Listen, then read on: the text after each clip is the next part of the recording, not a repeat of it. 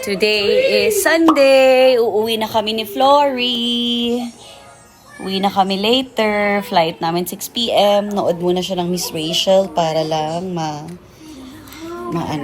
malibang. Aba, nag-aayos ako. Bait, hindi nagka-cry. Ang bait. Babe. Oh, wow. Istorbo kayo.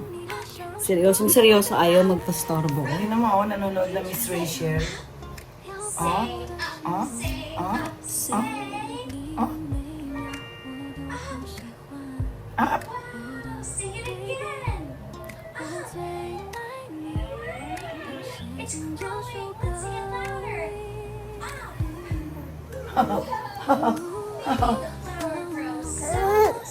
Hello?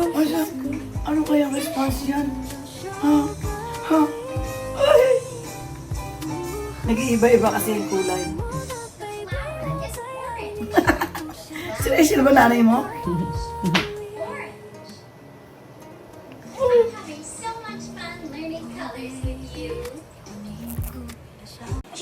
Malapit na kami umalis. Si Flory nakaidlip para mamaya sa biyahe gising to.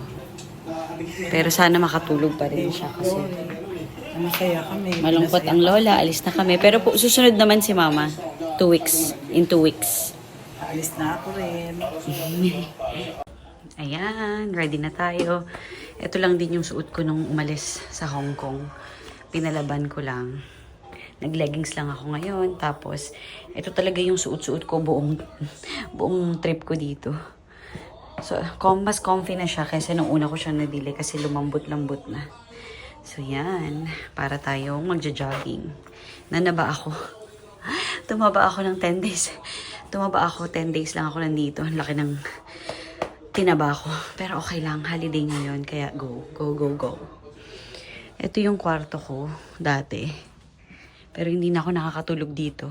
Pinakita ko na to noon sa vlog. Hindi na ako nakakatulog dito kasi mula nung bumabalik-balik ako, dito na kami sa main bedroom natutulog kasi si mama sa baba naman. Tas dati, si papa dun siya natutulog sa isang kwarto na yan.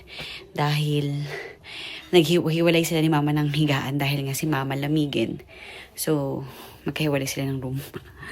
Tapos, ayan, ano masabihin ko? Ayan, pinakita ko na to noon. Nakakatuwa lang tingnan yung mga dati kong gamit. Si Flory, kapag mas malaki na siya, ma-appreciate niya na to kung ano mga makikita niya dito. Sa ngayon, hindi pa kasi, syempre, ang baby pa niya. Ang cute to. Ang dami kong Hello Kitty. Ayan, si Hello Kitty, ang aking favorite. Nagko-collect talaga ako noon. Lahat kino-collect ko, pero nga, nag-stop na akong mag-collect. Yun pa. Ayun pa, ang dami kong mga basura-basura, Meron pa yan. Tapos meron pa ako dito. Eto, ay, kay mama pala yan. Taray, sa kuya ko ata yan. Yung sapatos na yan. Tinago pa ni mama yung ibang damit ni papa. Mga paborito niya to eh. Ito yung suot niya nung kasal ko. Ito ba yun? Ito yata yun. I miss you pa. Yan, yung suot ni papa. Ito, mga favorite niya tong damit. Ito yung mga lagi ko nakikitang suot niya noon. Ayan. Binili ko sa kanya ito eh. May mga binili ko sa kanya noon. Ayan. Akin to. Ayun. Nagtapon na din kasi si mama ng mga ibang mga gamit ni papa. Ito, binili ko yata sa kanya tong... May binili rin ako sa kanya ang coat. Ito yata yun. Sa Hong Kong. Ayun, madami pang damit si papa dito. Ito naalala ko tong mga to. Mga paborito niyang damit. Ay. Wala na talaga siya. Pero, wala na talaga siya. Nakakapanibago kasi tuwing uuwi ako talaga siya yung sumusundo. Itong pangalawang uwi ko. Wala na, hindi na siya yung nagsundo sa akin. Ayun. Huwag na tayo mag-iyakan. Nagdo-double check lang ako kung may mga naiwan kami ni Flory. Pero kung makakauwi naman ako ng Feb, okay lang. Ayan, pinabili ko to kay mama. Nasabi ko na ata sa inyo, 1,900 lang to. Maganda siya ha. So, dyan natutulog si Flory. So, magagamit pa niya yan hanggang 1 taon siya. Kasi, pwede naman atang tanggalin tong gulong para naka-flat lang siya sa sahig. Ayan. Tapos, ito, hindi ko na ito dinala. Iwan ko na lang din siya dito. Kasi, bulky masyado. Binili ko to sa States, no? Ang ganda nito, parang vintage na, jacket. Ito, regalo to sa akin. So, iwan ko lang to mga damit na to para pag bumalik ako ulit, may mga damit pa akong susuotin. Kasi ngayong uwi ko, hindi ako nagdala ng madaming damit. So, yung mga naiwan ko dito, yun yung mga ginagamit ko. Ayan, bye room. See you next time. Dito yung mga gamit ni Papa noon. Pero wala na, tatanggal na namin. Alis na ni Mama yung mga gamit ni Papa noon. So, ayun guys. Ready na ang mami nyo. Kami magkakapatid.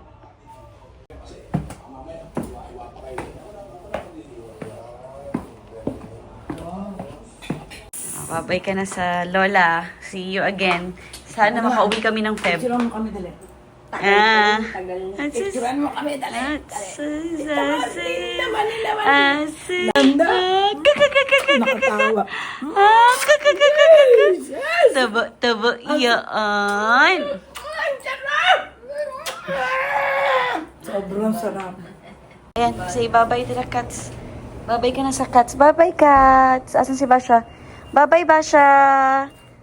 See you next time. See you in February. Kung makauwi. Sana makauwi. Oh yeah. No, uuwi tayo ng Feb, no?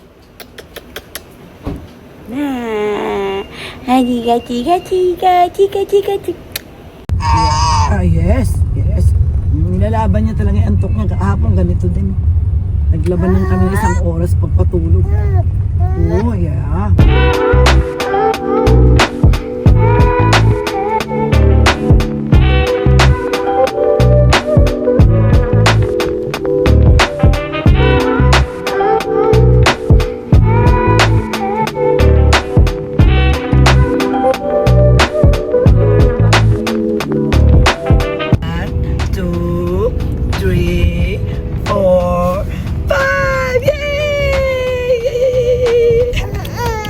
Galit. Chocolate. 1, 2, 3, 4, 5. Galit.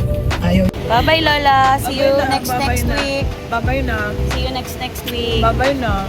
Paano yun? Hindi ka sana pala nag-antay ka na kay Kuya. Yeah. Palakad na lang. Hindi, magbabasa ko. Mas gusto ko.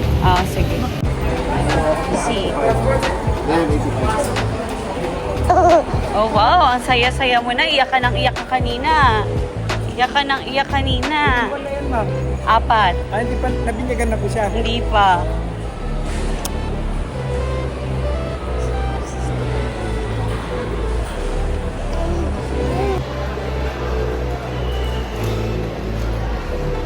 Miss Flory. Yay!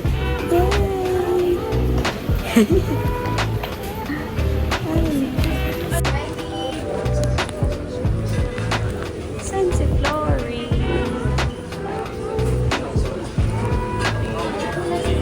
Dear Flory. I'll send it to her dad po. Flory.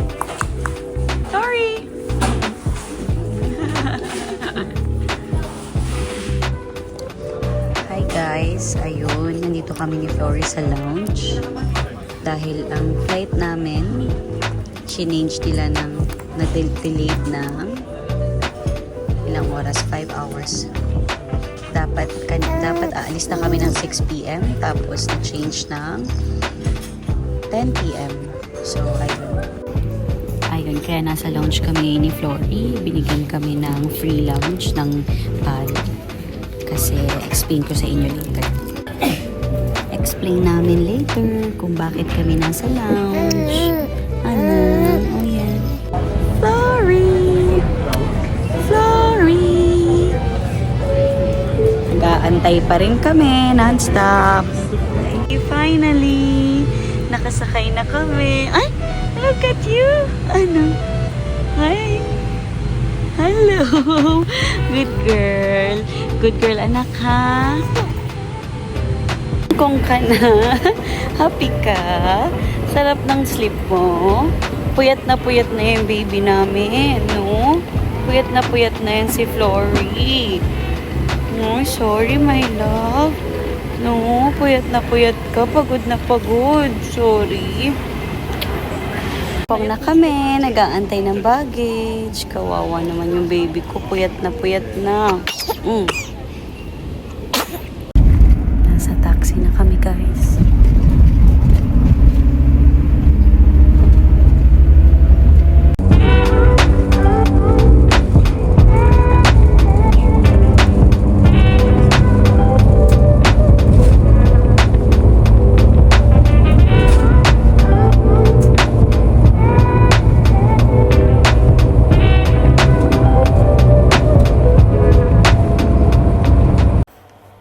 Hello peoples! Magandang umaga. Today is Monday. Ayan, madaling araw na pala kami nakauwi ni Flory kanina. 3 a.m. na. So, kwento ko sa inyo yung mga nangyari sa amin. Nakaka-stress. Pero, okay lang. Mababait naman yung staff ng PAL. Kaya kahit papano kahit sobrang inis na inis ka na, di ba? Mawawala ng konti inis mo. Pero yung nangyari kasi ganito, night before ng flight namin, nag-email ang PAL na i-change nila yung flight namin ng earlier. Na 7 p.m. flight, na-change siya sa 6 p.m. na flight. Di syempre, nag-ready ako, nagsabi ako dun sa magsusundo sa amin na Grab na aalis ng mas maaga since mas maaga yung flight. Ang layo namin, Bulacan pa kami. Tapos ang traffic ng mga dadaanan mo. So, umalis kami ng mga 1:30 sa bahay. Tapos, hindi ko napansin na hindi na ako nakabasa ng phone. Nag-email pala sila ng mga 11:10 ng umaga na i-change nila yung flight ng 9:30 ng gabi, ay ng 10:30 p.m. Pero, nalaman ko na lang siya na nandun na kami sa airport nung nag-check-in na kami. Dahil hindi ko nga nabasa yung email nila. Saka hindi lang ako yung naapektuhan. Madami ding naapektuhan dahil hindi rin nila na-check kaagad yung email nila. Kasi, nung nag-change sila last time, night before, tas this time, nag-change sila on the day na ng flight. So, dahil nga din syempre nag-aasikaso ako ng bata, ng flight namin, tapos medyo sumama yung pakiramdam ko, tapos si Flory parang nagkakasipon-sipon na din. So, hindi mo na naisip mag-check ng mga flights, diba? Ay, ng email. And pagdating namin doon, sabi, Ma'am, 10:30 pa po yung flight nyo, ha? Sabi ko, ha? Sabi ko, yung PR310, 10:30. Sabi niya, yes, ma'am. Ganyan. Tapos sabi nila, delayed po yung flight. Sabi ko, di ba nag-change ka ng earlier? Tapos yun na. Tapos sabi ko, hindi ko nabasa yung email. Sabi ko, nasa biyahe na kami, ganyan-ganyan. Basta ang dami kong in-explain sa kanila. Tapos sabi ko, may 4-month-old akong baby. Anong gagawin ko? Mag-aantay ako dito hanggang boarding time. Anong oras pa lang yun? 3 p.m. pa lang yun. Tapos, sabi ko, ano bang any compensation na gagawin nyo para sa amin? Tapos, umalis si ate, tapos bumalik. Sabi niya, Ma'am, sorry, wala po. Tapos sabi ko, that's not fair. Kasi, pa-change kayo ng flight. Terminal 1 to. Bawal pumasok yung mga maghahatid sa'yo sa loob. So, hanggang labas lang. So, si mama hindi na nag-antay. Umalis na siya kagad. Tapos, sabi ko, pwede ko bang kausapin yung manager nyo? Tapos, hanggang sabi ni ate, ay, teka lang po, ma'am, kinausap niya ulit. So, pagbalik niya, binigyan niya naman ako ng options na mga mangyayari. Tapos, yung unang option na sabi niya sa akin, pwede daw niya ako i-change kami ni Flory ng flight sa Cathay Pacific sa Terminal 3 ng 7 p.m. So, syempre, nag-agree ako kasi 7 p.m. mas maaga yun. So, sabi ko, sige, okay. Tapos, umalis si ate. Tapos, pagbalik ni ate, sabi niya, Ma'am, sorry po, wala na po palang flight. Ay, galit na siya. So, wala na po palang flight ng fully booked na sila. Edi okay. Sabi ko, so ano mangyayari? Tapos, umalis si ate, nagtanong siya ulit. Tapos pagbalik niya sa akin, sabi niya, Ma'am, ito po yung isang option. Sabi niya, pwede po namin kayong i-hotel. So, hatid sundo din po kayo sa hotel. Tapos, pero bukas pa po ang flight ng umaga. Syempre, ayoko na magstay sa Philippines ng another day kasi syempre din yung husband ko, miss na miss niya si Flory. Tapos tinawagan ko yung husband ko, sabi ko mag-aantay ba ako teka lang kunin ko si Flory. Ayun. Tapos, sabi ng husband ko, sabi niya, kung i-hotel naman pala kayo bukas, bakit hindi na lang muna kayo i-hotel ngayon? Tapos, mag-antayin ko na lang ngayon 10 p.m. na flight para kahit papano okay si Flory. Kasi honestly, kung ako lang yon, okay lang ako eh. Pwede akong umalis, pumunta ng mall at mag-antay. Pero since may anak ako, hirap, di ba? Tapos breastfeeding pa si Flory. Tapos sabi ko, possible ba na mag-hotel pa rin? Or tapos ngayon pa rin mag-antay ng flight. Tapos sabi niya, tapos umalis ulit si ate, tapos tinanong niya. Tapos sabi niya, ma'am, ito po yung isa pang option namin sa inyo. Pwede po kayo, hindi po namin kayo hotel pero bibigyan po kayo namin ng free lounge. Tapos ayun, sabi ko, sige ate, okay na ako sa free lounge. Basta lang, ang mahalaga, may mapagpahingahan kami, ba diba? So, in-accept ko na yung free lounge. I mean, okay na rin yun kasi may free food, ba diba? Angal ka pa ba sila, di naman magbabayad. Tsaka, unang-una, ang babait ng mga staff nila. Tapos, sobrang helpful ni ate sa check-in. Ang bait-bait niya. Tapos, sabi ko sa kanya, sorry ate, it's not you ha. Hindi ako nagagalit sa'yo. Nasa-stress lang ako sa situation. Tapos, sabi niya, yes ma'am, I understand. Kasi, for sure, hindi lang ako yung naapektuhan. Kasi, nasa check-in na kami. Ay, nung nasa boarding na kami, ang dami palang dumating ng maaga. Hindi rin nila nabasa agad yung email. So, ayun. Anyways, ayun. So, ayun ang nangyari. Doon sa lounge, okay naman yung lounge, pero yun na, hindi enough yung seat kasi syempre madaming nagla-lounge ngayon nung time na yun dahil nga sa delayed na flight. Tapos ayun, buti na lang may mabait doon na lola. Tapos sabi niya sa akin, na nasa lounge na kami, gusto mo bang buhatin ko muna yung anak mo tapos para makakain ka. So nakakain ako nun kahit papano. Tapos si Flory din kahapon, sobrang bait niya. Nung nasa taxi kami, iyak siya ng iyak. So medyo kinabahan ako. Pero after nun, yun lang yung iyak niya. So buong mag-araw, maghapon, pati sa eroplano, sobrang bait ni Flory. As in nakikisama siya. So napaka swerte kasi talagang okay yung mood ni Flory kahapon. Punta na ako ng boarding gate. Tapos meron din kasi nag-a-assist sa amin. So buti na lang may wheelchair. So nakaupo ako sa wheelchair habang buhat ko si Flory kasi ang dami ko ding dala. So ayun, sa boarding gate na kami. Tapos delayed pa rin yung flight. Na dapat 9:45 yung aming boarding. Nangyari mga 10 something na kami, almost 10:50 na ata kami naka-boarding. So, syempre, yung sama na, parang, ang dami nang iinit na ng ulo ng mga tao. Syempre, anong oras na kami nakaland dito sa Hong Kong? Nakaland kami ng mga 1:15, mga ganyan. Syempre, gadaan ka pa ng immigration and everything. Pagdating mo sa baggage claim, 1:45 na ng madaling araw. Tapos, nakuha ko yung baggage ko ng almost 2:30 na. Nakadating kami ng bahay ng 3 a.m.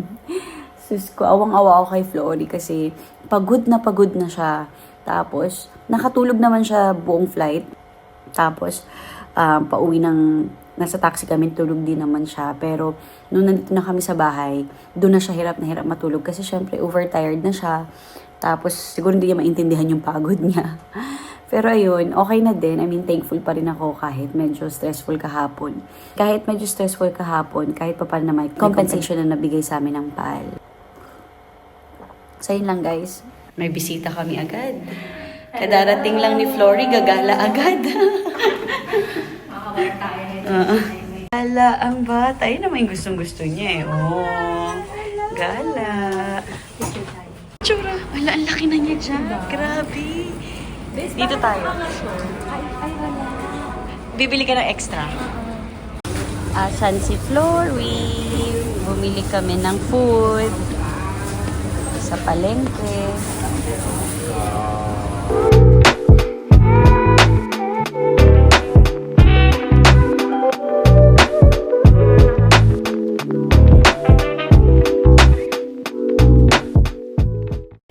Ang dami na naming na-try na mga galing sa Pilipinas. Etong pamana peanut butter, sabi ko i-try. Masarap? Sarap. Masarap. Pamana peanut butter sa ano to, San Jose del Monte, Bulacan. Yung Pa-sponsor naman po. sponsor naman po. At saka itong makapuno, masarap din. Pampataba. Tapos, ito naman, gagalit na yung anak ko. Sa Indonesia naman tong chili garlic na to, masarap din. Ang next naming itatry, yung viral na, chocolate from Dubai. Yan. Shout out sa pinsan kong binilan ako. Mahal yan. Mayaman naman yung pinsan ko eh. Sabi niya 2,500 daw ang isang ganito. So, titikman namin siya ng sobrang konti lang. Ay, Ayan, Bubuksan na natin. buksan na natin. Buksan na natin. Ano mo na? Sirain mo na yung ano? Sayang. 2.5. So, ang ganda ng balat. So, pakita mo yung packaging. Oh, may ganun-ganun. Di mo ba alam? Yung 2.5 mo nasa loob.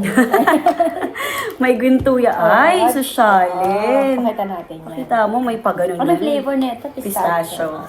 Oh. Taray. Kakainin mo pa ba? Wag na, display mo na lang. 2.5. Lips, anda ka na.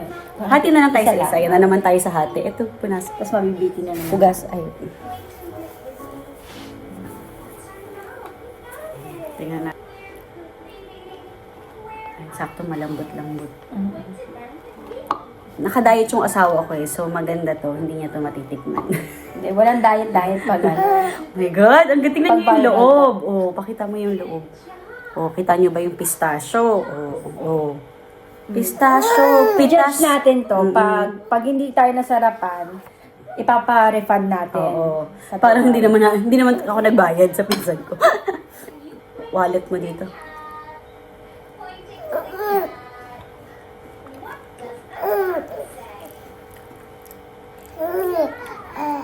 Masarap. Pero parang Masarap yung gitna eh. crunchy siya. May crunchy siya nun. Siyempre matamis. Masarap. Masarap siya, pero parang may lalaban din yung ibang mga chocolate. Oo, maraming... Para Diba? sa akin, Madami akong chocolate na natikman na masarap na pistachio na pwedeng lumaban sa lasa nito. alam niyo yung chocolate niya, para siyang Cadbury lang eh. Pero lasa mo yung pistachio, kaya masarap siya. Tapos may crunchy effect siya. Parang may caramel yata eh. Caramel ba? Ano yung nakalagay? Ayun, caramel nga. Kaya, Wala naman. ay wala ba? Ayun Di ba pa karang caramel yun? Wala naman. Tingnan natin dito. Yung tahini paste. Yung ano. Sesame seeds. Ayun Ay, yung gluten. crispy. Um, And tahini paste. Tahini paste. Ito yung tahini paste. Masarap siya. Okay na siyang matry ng once. Kasi ang mahal eh. Kailangan kainin mo siya in 3 days. In 3 days? Para ma-enjoy mo yung ano. Yun. Baka yun nga yun. Kaya kailangan. Ang mahal. Diba? Okay lang yan. Chocolate naman din na may expire yan. Pero ang sarap.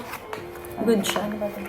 Worth it siyang worth it siyang i-try. Hindi, na ganyan. Pinapasok.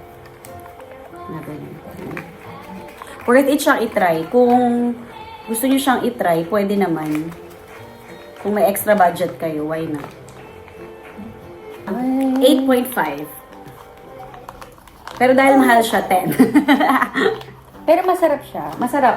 Yung pinaka nag-highlight sa kanya yung crispiness ng ano. Yung may crunch pag kinagat mo. Kaya hindi namin alam kung ano yung Ayun. Ayan.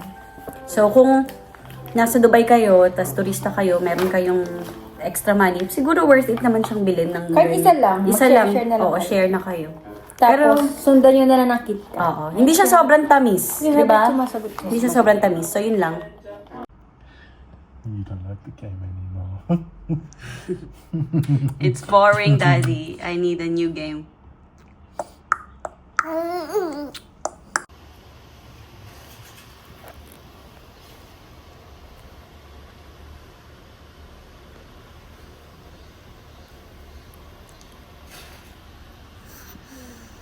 선물은 하나.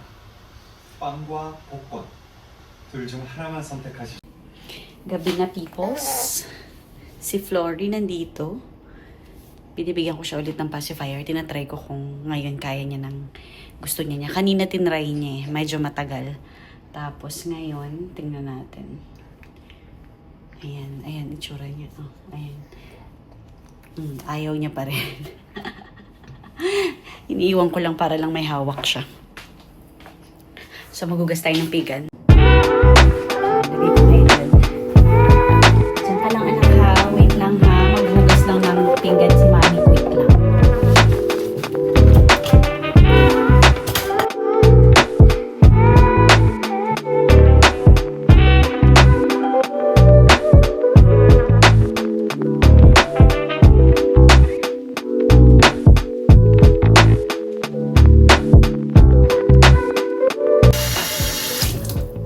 Ang dami kong kailangang ayusin. Nag-unpack ako kagabi pero hindi ko in-organize.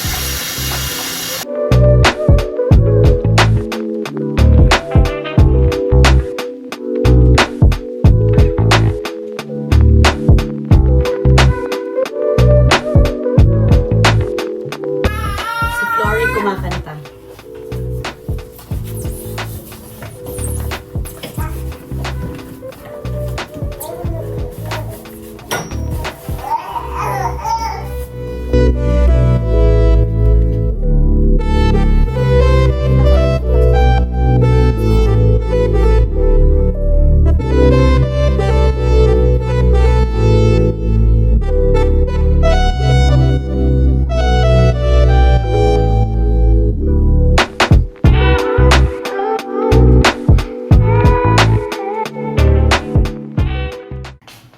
Kaya pala siya nagwawala kasi ang dami niyang pupo. Gagalit na siya sa akin. Sorry, my love. Sorry, my love. Si mommy talaga, no? Kung ano-anong inuuna, no?